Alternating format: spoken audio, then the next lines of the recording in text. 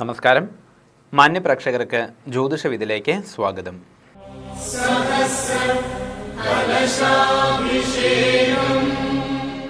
ജ്യോതിഷവിധിയിലെ രണ്ടാം ഘട്ടമായ ദശാഫലത്തിലേക്ക് നമുക്ക് കിടക്കാം. സൂര്യദശാഫലത്തിനെ കുറിച്ചായിരുന്നു ദശാഫലത്തിൽ കഴിഞ്ഞ കുറേ നാളുകളായി പറഞ്ഞുകൊണ്ടിരുന്നത്. ജാതകത്തിൽ സൂര്യൻ ദുർബലനായിരിക്കുന്ന വ്യക്തിയുടെ ലക്ഷണങ്ങൾ എങ്ങനെയായിരിക്കുമെന്നുകൂടി നമുക്കൊന്ന് നോക്കാം.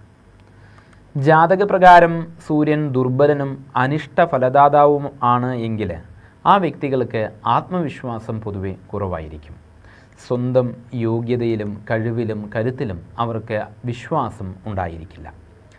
ജീവിതത്തിൽ പ്രതിസന്ധി ഘട്ടങ്ങളെ നേരിടേണ്ടതായിരിക്കുന്ന ഒരു സാഹചര്യം വരുന്നതായിരിക്കുന്ന സമയത്തിൽ നമ്മൾ പ്രകടിപ്പിക്കേണ്ടതായിരിക്കുന്ന ധൈര്യവും ഇച്ഛാശക്തിയും പ്രായേണ ഇവർക്ക് കുറവായിരിക്കും. അതുകൊണ്ട് തന്നെ ഇവർ അകാരണമായി മറ്റുള്ള വ്യക്തികളെ ഭയക്കുകയും ചെയ്യും.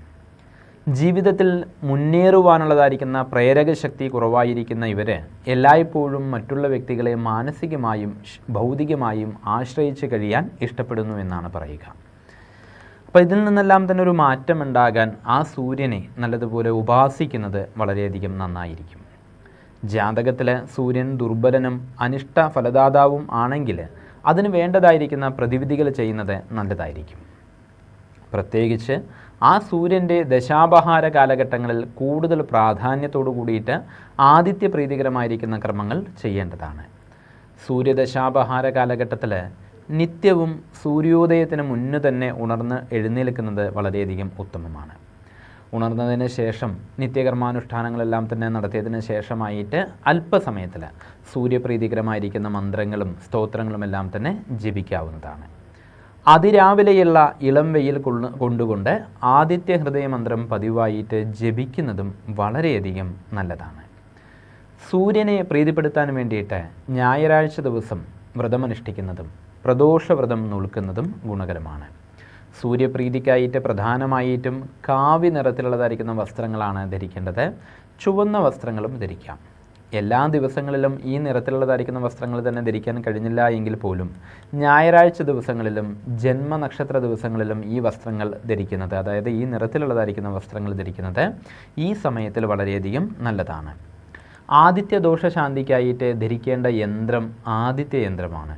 കൂടാതെ അഘോരയന്ത്രം, പാശുപത യന്ത്രം, മൃത്യുഞ്ജയ യന്ത്രം തുടങ്ങിയവ ശൈവയന്ത്രങ്ങളും ജാതകപ്രകാരം അനുകൂലമാണോ എന്ന് നോക്കിക്കൊണ്ട് ധരിക്കാവുന്നതാണ്. വിധിപ്രകാരം എഴുതിയിട്ട് യന്ത്രസംസ്കാരം ചെയ്ത ഈ യന്ത്രങ്ങൾ ധരിച്ചാൽ ആദിത്യപ്രീതി, രോഗശാന്തി, ധനധാന്യാദികളുടെ സമൃദ്ധി, ധൈര്യം, പ്രവർത്തനശേഷി എന്നിവയെല്ലാം തന്നെ ഉണ്ടാകുന്നു. മാണിക്യം അഥവാ റൂബിയാണ് സൂര്യൻ്റെ രത്നം. ശുദ്ധമായിട്ടുള്ള മാണിക്യം വിലയേറിയതാണ്. ആരോഗ്യം പ്രദാനം ചെയ്യുന്നതും ഹൃദയ ദൗർബല്യങ്ങളെ പരിഹരിക്കുന്നതുമാണ് ശുദ്ധമായ മാണിക്യരത്നം. ആലസ്യം, നിരാശ എന്നിവയെല്ലാം തന്നെ അകറ്റിയിട്ട് പ്രവർത്തനശേഷിയും ധൈര്യവും പ്രദാനം ചെയ്യാൻ കഴിവുള്ളതാണ് മാണിക്യം. പ്രശസ്തി, സമ്പത്ത്, പ്രതാപം എന്നിവയും ശുദ്ധ രത്നധാരണത്തിലൂടെ നമുക്ക് കൈവരുന്നു. എന്നാൽ ജാതകപ്രകാരം ഈ സൂര്യൻ അനിഷ്ടഫലദാതാവാണ് എങ്കിൽ മാണിക്യരത്നധാരണം ദോഷമാകും ചെയ്യുക. അതുകൊണ്ട് തന്നെ ജാതകപ്രകാരം അനുയോജ്യമാണോ എന്ന് നോക്കി മാത്രമേ മാണിക്യരത്നം ധരിക്കാവൂ. സൂര്യഭഗവാനെ പ്രീതിപ്പെടുത്തുവാൻ വേണ്ടിയിട്ട് ആദിത്യ ഹൃദയമന്ത്രം ജപിക്കുന്നത് ഉത്തമമാണ്.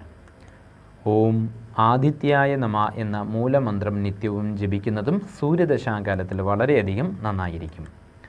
ജപാകുസുമ സങ്കാശം കാശ്യപേയം മഹാദ്യുതിം തമോരിം സർവപാപഗ്നം ഭാസ്കരം പ്രണമാമ്യഹം എന്ന മന്ത്രം നിത്യവും ജപിക്കുന്നതും നല്ലതാണ്.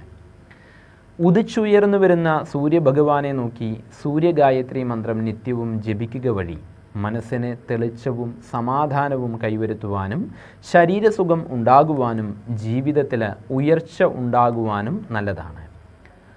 ഓം പ്രഭാകരായ വിദ്മഹി ദിവാകരായ ധീമഹി തന്നോ സൂര്യപ്രചോദയാത് എന്നതാണ് ആദിത്യ ഗായത്രി മന്ത്രം. അടുത്ത വാരത്തിൽ ചന്ദ്രദശാഫലത്തിനെക്കുറിച്ച് വിശദമായി അറിയാം.